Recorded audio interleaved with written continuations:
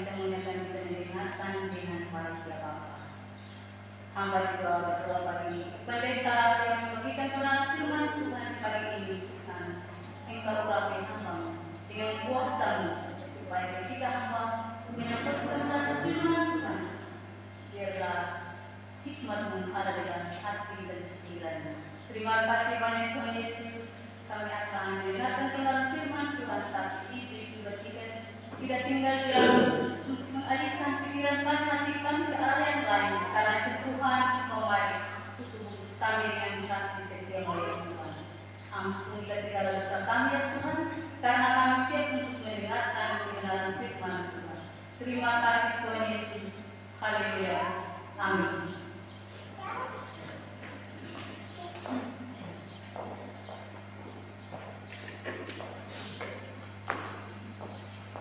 Baik teman-teman saudara, mari kita buka dengan firman Tuhan dari Keluaran 34 ayat 1 sampai dengan ayat yang 9. Keluaran ayat 34 ayat 1 sampai dengan 9. Dua batu yang baru. Berfirmanlah Tuhan kepada Musa, pahatlah dua batu sama dengan yang mula-mula, maka aku akan menulis pada roti itu segala firman yang ada pada roti yang mula-mula yang telah kau kerjakan. Bersiaplah menjelang pagi dan naiklah pada waktu pagi ke atas gunung Sinai. Berdirilah di sana menghadap aku di puncak gunung itu. Tetapi janganlah ada seorang pun yang naik bersama-sama dengan engkau, dan juga seorang pun yang tidak boleh kelihatan di seluruh gunung itu. Bahkan kambing domba dan lembu sapi pun tidak boleh makan rumput di sekitar gunung itu. Lalu Musa memanglah dua batu sama dengan yang mula-mula. Bangunlah tiap pagi-pagi dan naiklah dia di atas gunung Sinai, seperti yang diperintahkan Tuhan kepadanya, dan membawa kedua batu itu di tangannya. Turunlah Tuhan dalam awan, lalu berdiri di sana dekat Musa serta menyerukan nama Tuhan. Berjalanlah Tuhan lewat dari depannya dan berseru, Tuhan, Tuhan Allah penyayang dan pengasih, panjang sabar, berterima kasih dan setia.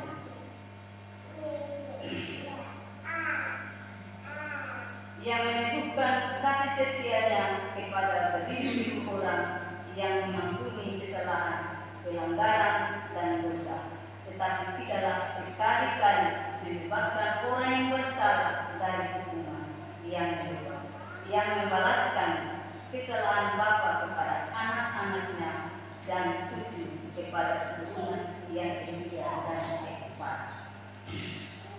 Segeralah Musa berlutut di tanah, lalu sujud menyembah, serta berkata, jika aku telah mendapat kasih karunia di hadapan-Mu, ya Tuhan, berjalanlah kiranya Tuhan di tengah-tengah kami, sekalipun bangsa ini sesuatu bangsa yang tegak tengkuk, tetapi ampunilah kesalahan dan dosa-dosa kami. Ambillah kami menjadi milik. Demikian jawab firman. Terima kasih yang berbahagia kita yang sudah mendengar firman Tuhan, memelihara dalam hidup kita dan melakukannya. Salam, salam. Sekali lagi salam, salam. Puji nama Tuhan. Ibu Bapak saudara terkasih, mari siapkan hati untuk kita mendengar firman Tuhan. Saya memberi tema kecil untuk kita renungkan adalah kasih Allah sejalan dengan keadilan. Ibu Bapak saudara terkasih, untuk mengetahui bagian ini kita perlu mengetahui cerita-cerita sebelum sehingga terjadi cerita yang baru saja kita baca ini.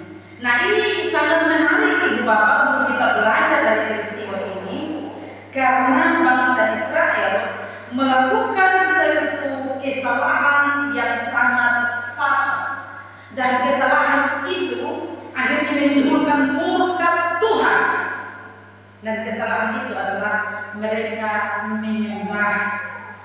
patung anak lembu emas. Nah, Bapak-Mama, kalau mengikuti khotbah saya 2 minggu yang lalu, saya ambil dari pasal 19 bagaimana Tuhan menampakkan dirinya kepada umat Israel, sehingga orang Israel dengan mata mereka, telinga mereka, mereka melihat dan juga mendengar apa yang Tuhan bicarakan kepada bangsa ini, dan pada akhirnya bangsa ini takut untuk bertemu Tuhan secara langsung. Itu sebabnya mereka meminta Musa, kamu saja yang berjumpa dengan Tuhan. Tuhan ngomong apa, kamu kasih tahu kami. Karena kalau kami yang dekat dengan Tuhan, dengar Tuhan ngomong apa, kami pasti mati. Itu sesuai dengan Keluaran 20 ayat 19 dan bacakan kepada kita. Mereka berkata kepada Musa, engkaulah berbicara dengan kami, maka kami akan mendengarkan. Tetapi janganlah Allah berbicara dengan kami, nanti kami mati. Mengapa? Karena mereka sendiri melihat kemuliaan Tuhan yang begitu dahsyat. Karena Tuhan datang dalam awan yang tebal, lalu dengan api yang begitu luar biasa. Maka mereka rasanya tidak bisa untuk berjumpa dengan Tuhan. Biar Musa saja. Bapak Ibu, setelah itu Tuhan menyampaikan firman-Nya dari pasal 20 sampai 23. Kemudian Tuhan menyuruh Musa naik ke Gunung Sinai. Naik ke Gunung Sinai. Di atas Gunung Sinai itu Bapak Ibu, dia memberikan 2 loh batu yang Tuhan Allah buat sendiri. Tuhan Allah yang buat sendiri 2 loh batu itu, lalu Tuhan Allah yang tulis dengan tangan Tuhan Allah sendiri. Apa yang Tuhan Allah tulis? Tuhan Allah tulis segala hukum dan perintah Tuhan. Tujuannya supaya bangsa itu pegang sampai turun temurun. Dan sampai hari ini kita tidak pegang, tapi kita tahu apa yang menjadi isi dari 2 loh batu ini. Nah, Ibu Bapak Saudara-saudara, selama 40 hari Musa berada di Gunung Sinai, seperti keterangan Keluaran 24 ayat 18. Masuklah Musa ke tengah-tengah awan itu dengan mendaki gunung itu, lalu tinggallah dia di atas gunung itu 40 hari dan 40 malam lamanya. Jadi selama 40 hari dan 40 malam, Bapak Ibu, Tuhan memberikan petunjuk dan juga aturan-aturan terhadap bangsa itu supaya mereka melakukan aturan-aturan itu. Kalau Ibu Bapak perhatikan dari pasal 25 sampai pasal yang ke-31 itu, Tuhan menyampaikan petunjuk dan aturan-aturan itu, mulai bagaimana mereka membangun kemah suci, ukurannya, panjangnya, luasnya, apa yang harus mereka buat, bahan apa yang mereka harus pakai. Setelah itu, bagaimana mereka membuat tabut perjanjian, bagaimana membuat roti sajian, kemah suci, dan lain sebagainya. Tuhan kasih tahu Musa waktu Musa ada di Gunung Sinai selama 40 hari dan selama 40 malam. Tidak hanya itu, bagaimana pakaian imam, bagaimana dikuduskan imam dan juga anak-anak imam. Semua Tuhan kasih petunjuk di situ. Nah, setelah berbicara semuanya kepada Musa, Ibu Bapak, Tuhan lalu memberikan 2 loh batu. Saya sebut 2 loh batu yang pertama. Tapi Bapak Ibu, Musa masih ada di Gunung Sinai. Tuhan Allah sudah kasih tahu Musa. Tuhan Allah sudah kasih tahu Musa, bilang, Musa, itu bangsa sekarang yang ada di sana itu, mereka adalah bangsa yang tegak tengkuk. Mereka membuat kesalahan yang fatal. Itu sebabnya pasal 32 ayat 9 sampai ayat 10a, Tuhan berfirman kepada Musa, telah kulihat bangsa ini dan sesungguhnya mereka adalah suatu bangsa yang tegak tengkuk. Oleh sebab itu biarkanlah aku supaya muka-Ku bangkit terhadap mereka dan aku membinasakan mereka. Kenapa? Sampai muka Tuhan sudah mulai menyala atas bangsa ini. Dong di bawah, soalnya sabar tunggu Musa di atas gunung sana. Perintah Harun, bikin kasih kami sesuatu untuk kami sembah. Musa terlalu mengulur-ulur waktu. Maka perempuan-perempuan kumpul barang-barang mas, anting-anting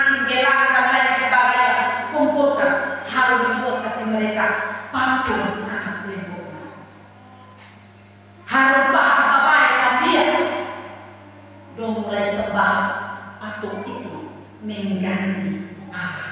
Itu sebabnya Tuhan bilang, aku akan membinasakan mereka. Berarti semuanya Tuhan akan membinasakan.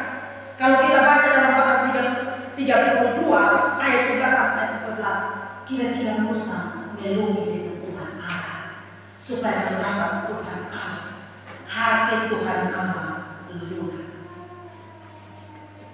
Bapak Mama saudara-saudara yang terkasih dalam Tuhan kita Yesus Kristus, pasal 15 menyebutkan bahwa Tuhan Allah menyesal atas rencana yang mana? Rencana untuk menjerumuskan, rencana untuk menghancurkan seluruh Israel, menghukum seluruh Israel. Tuhan menyesal.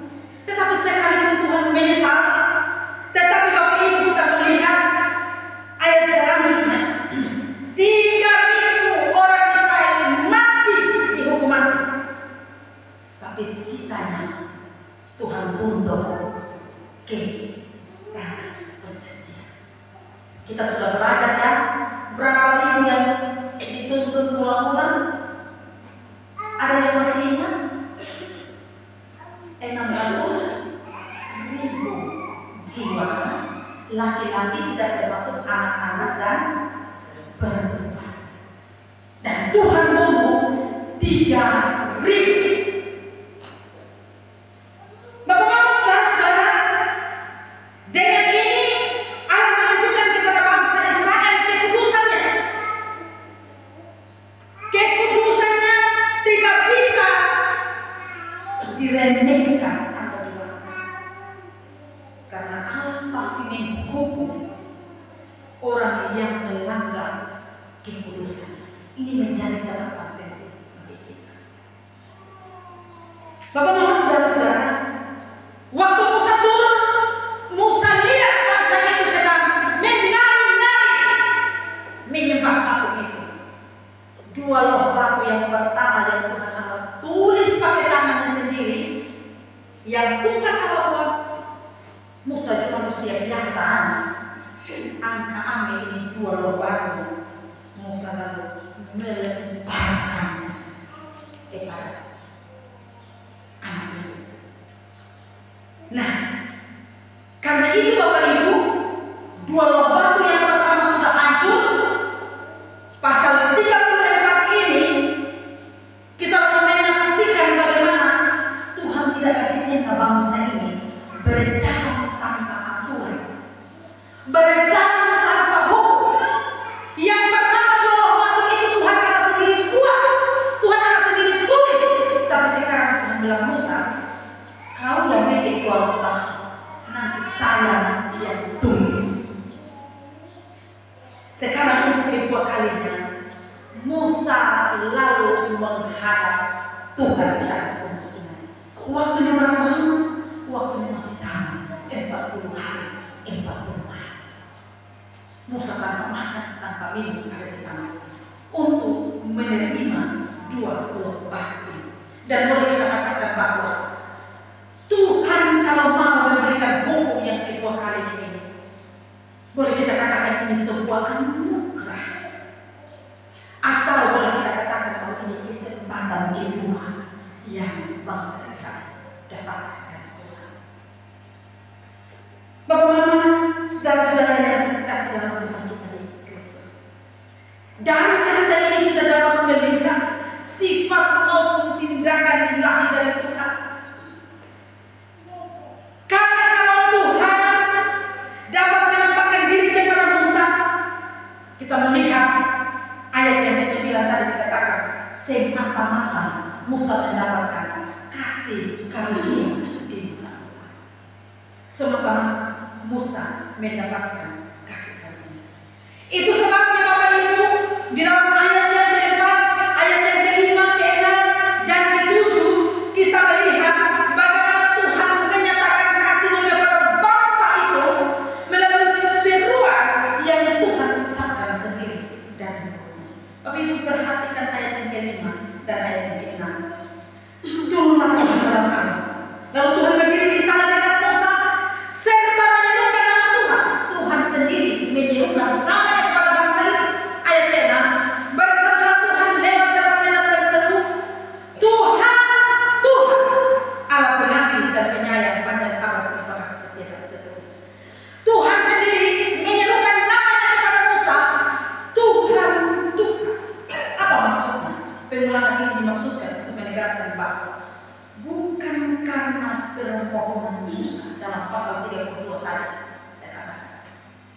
Waktu Tuhan mau menghukum bangsa itu karena mereka menyembah berhala, Musa lalu memohon kepada Tuhan. Di sini kasih Tuhan bukan karena permohonan Musa, tapi memang waktu dia menyerukan Tuhan, dia mau memperkatakan kepada Musa bahwa dia adalah Allah yang penuh kasih sayang, dan itu sifatnya. Seperti apa yang dikatakan oleh Matthew Henry. Matthew Henry berkata begini, Allah dalam sermon ini ingin memberitahukan kepada mereka bahwa ia mengampuni dari kerelaannya, bukan karena Musa belum maka Allah mengampuni. Tidak. Semata-mata bukan karena jasa-jasa mereka, melainkan kecenderungannya sendiri untuk mengampuni.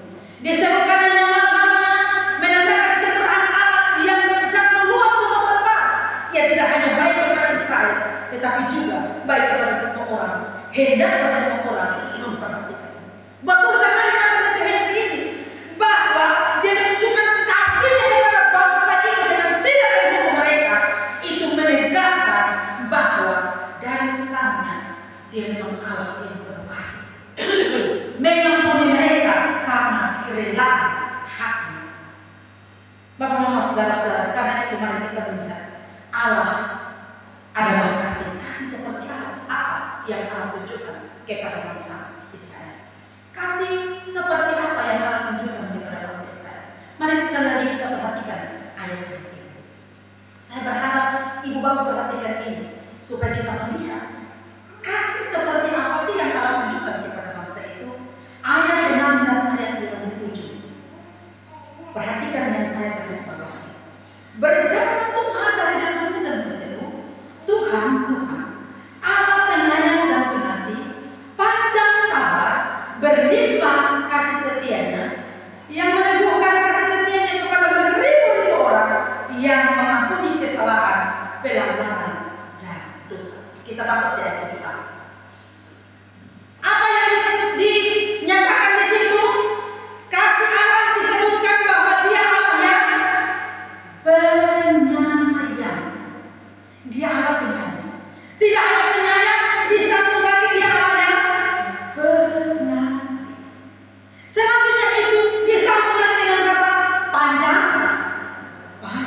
sabar. Lalu ada kata-kata berlimpah kasih setianya. Lalu meneguhkan kesetiaannya kepada beribu-ribu orang. Lalu mengampuni kesalahan. Lalu mengampuni pelanggaran dan dosa. Coba bayangkan ini. Inti dari penekanan ini semua adalah kasih dan setia Tuhan.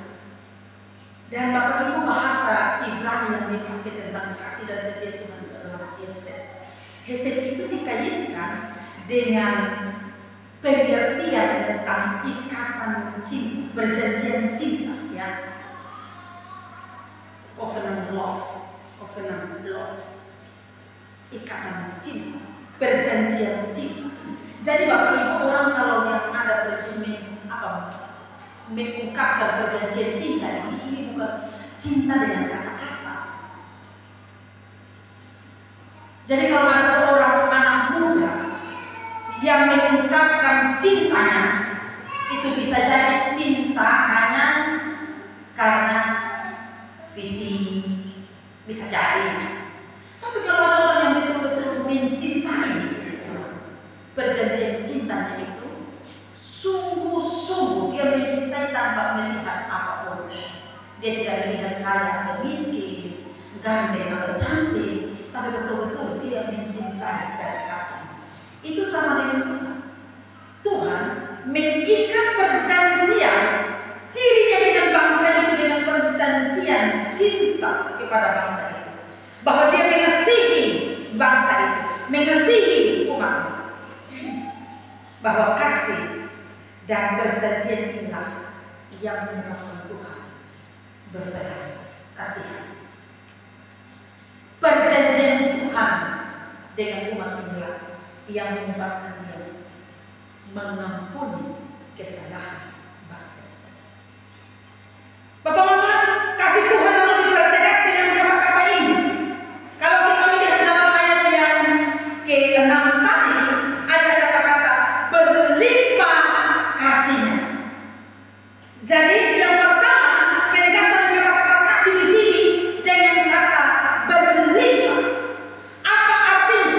Artinya adalah ini bukan hanya sekedar, bukan hanya sekedar kasih atau kasih setia yang pas-pasan yang diberikan atau kasih setia yang secukupnya yang diberikan, tetapi berlimpah.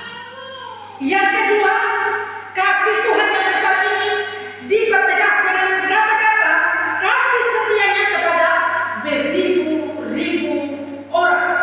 Bapak Ibu, kita tadi saya sudah menjelaskan bahwa ada 3.000 orang yang mati dihukum Tuhan karena mereka menyembah berhala. Tetapi pertanyaannya, apakah Tuhan masih memiliki kasih kepada umatnya? Jawabannya ya. Kesetiaan Tuhan itu membinasakan umat yang tidak setia, tetapi kasihnya kepada umatnya dipertahankan. Dan lihatlah bahwa yang dia hukum lebih sedikit, tetapi yang dia sungguh jauh lebih banyak. Bapak-Bapak, saudara-saudara, lalu yang terakhir, kasih setianya itu ditunjukkan dengan kata-kata yang dia double, dituliskan double.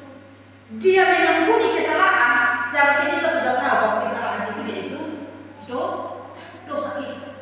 Tapi yang menarik dari ayat 7a bagian terakhir ini dia bilang begini, yang mengampuni kesalahan, pelanggaran dan dosa. Ini 3 kata yang diulang, 3 kata yang dimunculkan secara bersama-sama.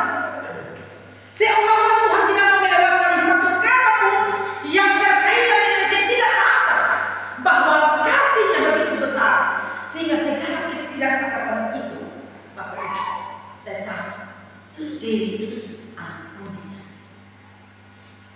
Bapak-bapak, saudara-saudara, ini menyejukkan hati kita.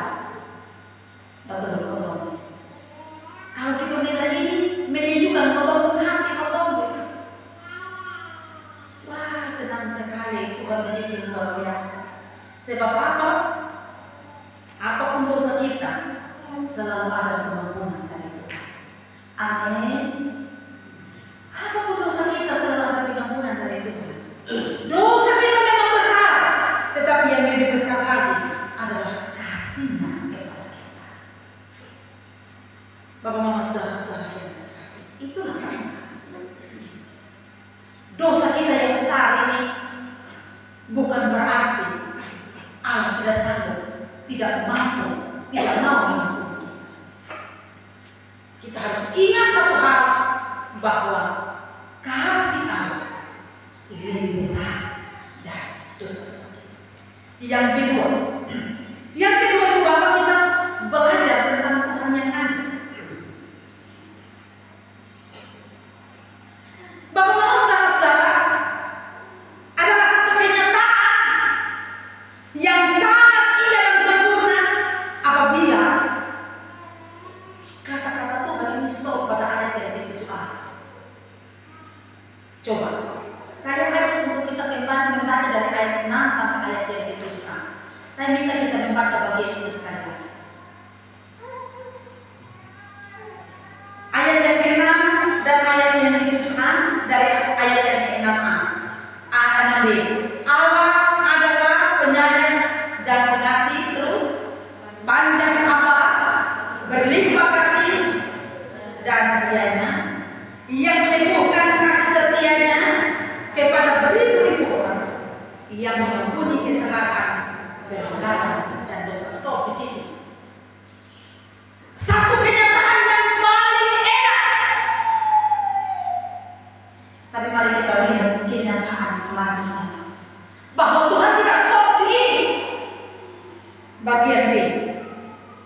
ayat 7 bagian B.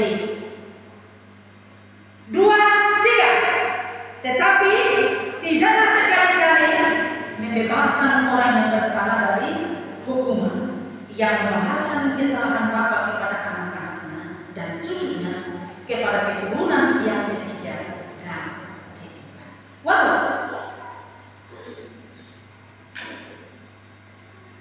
Bapak-bapak, saudara-saudara yang terkasih, saya kira ini kombinasi yang sangat sempurna dari kasih Allah dan keadilan Allah. Kasih Allah dan keadilan Allah yang memang sukar untuk kita pahami. Bagaimana mungkin Allah yang kasih begitu luar biasa, tapi sekarang Dia akan menghukum. Yang pertama disebutkan, tetapi tidaklah sekali-kali membebaskan orang yang bersalah dari penghukum. Bagaimana mungkin Bapak Ibu dalam ayat yang ke-7a tadi dikatakan bahwa Tuhan itu pengasih, panjang sabar, pengampuni kesalahan, pelanggaran dosa dan sebagainya. Tetapi di sini ditunjukkan bahwa Ia tidak mau membebaskan orang itu. Bukankah orang yang diampuni harus dibebaskan dari penghukuman? Bukankah orang yang diampuni itu harus dibebaskan dari penghukuman? Tadi Allah bilang kasih. Sekarang Dia bilang sekali-kali Tuhan akan bebaskan kamu dari penghukuman. Sudah. Tapi untuk memahami ini Bapak Ibu, kita harus membandingkan dengan bagian Alkitab yang lain supaya kita dapat memahami ini dengan baik. Tadi bilang Dia mengasihi, tapi sekarang Dia akan membalas atau menghukum. Bagian Alkitab yang lain yang menolong kita memahami ayat ini adalah kita lihat Yoel pasal 5. Yoel pasal 5 ayat 12 dan ayat 13. Tetapi sekarang juga demikianlah firman Tuhan, berbaliklah kepadaku dengan segenap hatimu dan dengan berpuasa dan dengan menangis dan dengan mengadu. Koyakkanlah hatimu dan janganlah pakaianmu. Berbaliklah kepada Tuhan Allahmu, sebab Ia pengasih dan penyayang, panjang sabar, berlimpah kasih setia, dan Ia menyesal kami hukumnya. Satu ayat lagi menjadi ayat pembanding kita, Yunus 3 ayat 10. Ketika Tuhan Allah melihat perbuatan mereka itu, yakni bagaimana mereka berbalik dari tingkah lakunya yang jahat, maka menyesal Allah karena malapetaka yang telah direncanakannya telah ada mereka, dan Ia pun tidak jadi melakukan. Jadi Bapak-bapak, dua bagian ini kita melihat bahwa pertobatan membawa penghukuman. Siapa saja yang mengakui dosanya dan berbalik kepada Tuhan, pasti dia diampuni. Dengan kata lain Bapak Ibu, bahwa orang yang mendapatkan kasih Allah dan mendapatkan pengampunan itu ada pada ayat 7a. Tapi Bapak Ibu, ayat 7b adalah untuk mereka yang tidak mau bertobat. Jadi ayat 7a bagi orang yang mau bertobat, mengakui dosa-dosanya di hadapan Tuhan, dia mendapatkan kasih Allah. Tapi bagi orang yang tidak mau mengakui dan tidak mau bertobat, maka dia mendapatkan penghukuman. Bapak, Mama, saudara-saudara, tapi ada hal-hal yang kita harus mengerti dalam bagian ini yang saya mau bagikan kepada Bapak. Kita perlu mengetahui bahwa pertobatan itu memang akan mendapatkan pengampunan dari Tuhan. Tetapi Bapak Ibu, bahwa ini tidak berarti bahwa Tuhan tinggal diam dengan dosa. Dia mengampuni orang yang bertobat. Saya kira Bapak Ibu harus mendengarkan penjelasan saya ini. Tuhan mengampuni orang yang mengaku dosanya, orang yang mau bertobat. Tapi ingat, Dia akan menghajar orang yang berdosa. Dia mengampuni, tapi Dia akan menghajar orang yang berdosa. Satu kasus yang kita lihat yaitu dari kehidupan Daud. Daud melihat bahwa Daud waktu diingatkan tentang dosanya, Tuhan sudah rancangkan penghukuman apa yang akan dapat. Kalau kita baca dalam 2 Samuel pasal 12 ayat 9 sampai 14, Tuhan bilang apa namanya? Engkau melakukan apa yang jahat di matamu. Ya. Tuhan bilang pedang saya akan geser dari lubuk keturunan. Lubuk istri-istri akan dicuri. Dan itu bukan hanya dilakukan dalam persembunyian, secara terang-terangan Tuhan pukul. Dan tidak hanya itu, Bapak Ibu, hajar Tuhan untuk Daud, anak yang dilahirkan hasil perselingkuhan itu, dia mati. Tuhan menghajar. Bapak Mama, untuk orang di luar Kristus, dosanya akan mendatangkan penghukuman Tuhan. Karena dia sendiri berdosa. Tapi orang di dalam Kristus, dosanya ini dihapuskan. Tapi kalau saudara yang sudah percaya Tuhan, tapi saudara terus hidup di dalam dosa, saudara bersantai-santai dengan dosa, maka Tuhan akan menghajar. Jangan anggap remeh dengan hajaran Tuhan. Tuhan pasti menghajar. Ini yang pertama. Yang kedua, di situ juga dituliskan bahwa yang membalaskan kesalahan bapa kepada anak dan cucu, kepada keturunan yang ketiga dan keempat. Papa Mama, coba pikirin. Adil kosong. Beta nenek moyang yang bikin dosa, beta keturunan yang ketiga ke keempat, beta yang harus tanggung jawab itu dosa. Adil kosong. Adil secara rasional, Bapak Ibu, rasanya ini tidak ada. Mengapa seorang harus menanggung kesalahan orang lain? Kenapa dosa bapak harus ditanggung anak, ditanggung cucu?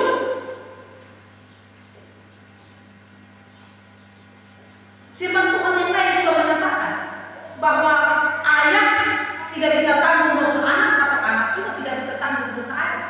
Masing-masing tanggung sendiri.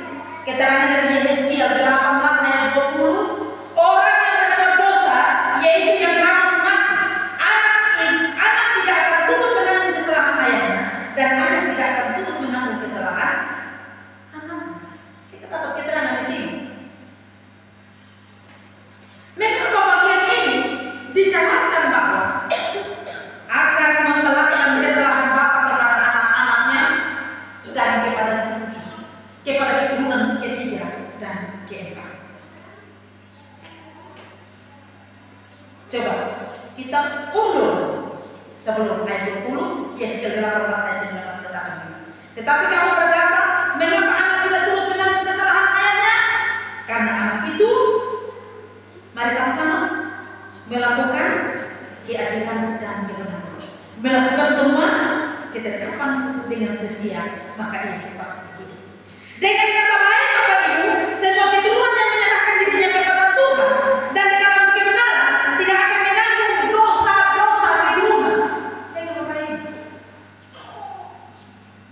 Jadi Bapak Ibu, saudara-saudara, sebaliknya hukuman itu apabila keturunan hidup harga biru, kau dapat dosa dan berhukuman akan datang. Jadi ini perlu betul belajar supaya betul tahu. Anak-anak kalau sekarang hidup menyerahkan diri kepada Tuhan, jangan takut tidak ada dosa keturunan yang mengikat.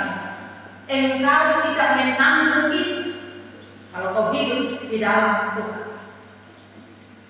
Orang yang hidup di dalam Tuhan tidak ada kutukan keturunan yang akan mengikat diri, dia akan dilepaskan. Karena itu Bapak Ibu saudara-saudara, dari penjelasan semuanya ini menunjukkan kasih Tuhan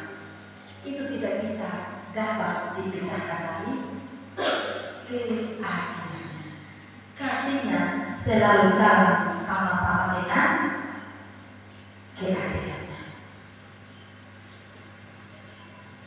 Kau ambil contoh begini, sesayang-sayangnya kau dengan anak bikin salah, kita akan menghajar anak. Mengapa kita sampai menghajar anak itu? Karena kita sayang. Katakanlah, Bapak El sangat sayang cucu satu-satunya. Lucy, cucu satu-satunya. Lucy di samping situ, ada tangkap di komodo di yang samping situ. Dia adalah lihat di situ. Kalau ada rambut, muka semua badan itu dia yang melumpuh. Lalu dia berkata, Papa Oni, uji bawa ikan. Bapak reaksi orang tua, Bapak berkata, nah di sini, nah, cucu, katakan begini, supaya datang peluk cucu karena bawa ikan di lampu. Seperti itu. Orang tua yang baik, kau bawa ikan juga baik. Kamu sampai ngomong segini, pi mandi dulu, pi bersihkan itu badan. Maka oh, ini. Kalau kau tahu yang secara jasmani saja, kasih kita selalu jangan dengan keadilan itu, masakan Tuhan. Karena itu pikirkan baik-baik.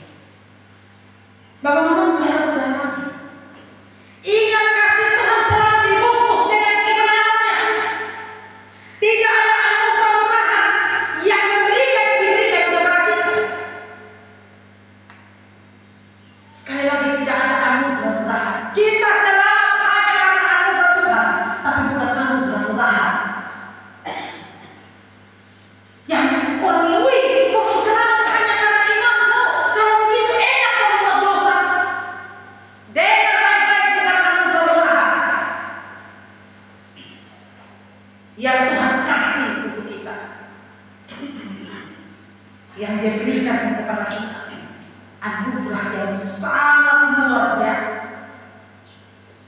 Karena itu Bapak Ibu saudara-saudara, kita harus ingat baik-baik bahwa keseimbangan kasih dan keadilan ini, kasih dan kebenaran hanya kita dapatkan dalam pribadi Yesus Kristus waktu Dia mencari manusia.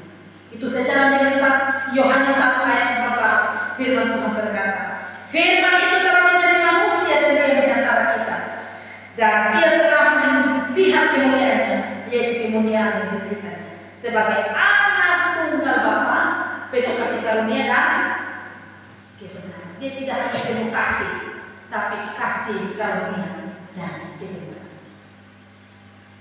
Itu sebabnya Bapak Ibu, kematian dari atas kayu salib menyatakan kasih dan keadilan. Dan sebagaimana nas pemimpin kita tadi, Roma 3:24-25, dan oleh kasih karunia telah dibenarkan dengan cuma-cuma karena penebusan dalam Kristus Yesus. Kristus Yesus telah ditentukan Allah menjadi jalan pendamaian karena dalam darahnya. Lalu apa? Hal ini dibuatnya untuk menunjukkan keadilan, karena Dia telah membiarkan dosa-dosanya, ya dosa-dosa yang telah menjadi dahulu pada masa kesabaran. Bapak Mama saudara-saudara, mari kita hargai. Mari kita hargai kasih Tuhan kepada kita. Mari kita menghormati keputusan Tuhan. Jangan lupa, sekali Tuhan sayang kita, tapi Tuhan adil. Dia pasti menghukum bagi orang yang tidak percaya. Tapi orang yang percaya, dia pasti hajar.